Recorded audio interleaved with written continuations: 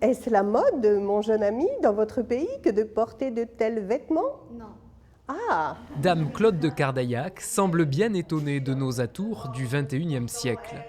Depuis son Moyen-Âge natal, la voici qui détaille les tendances de la mode de son temps au public du château de Castelnau.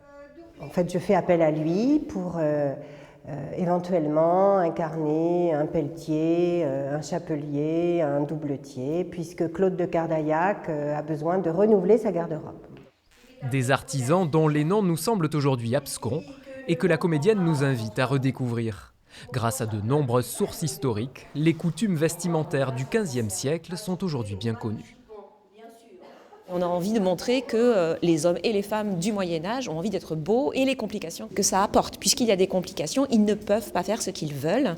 Il y a des lois éditées par le roi, ce qu'on appelle des lois somptuaires, et il y a la morale de l'Église qui réprouve aussi cette esthétique.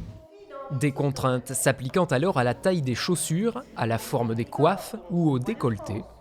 L'encolure dégagée laisse voir, premières audaces, nous dira l'Église, faisant naître de mauvaises pensées, la naissance des épaules.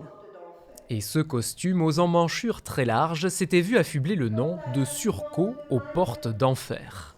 Une anecdote parmi d'autres à découvrir dans les leçons d'élégance de Dame Claude de Cardaillac.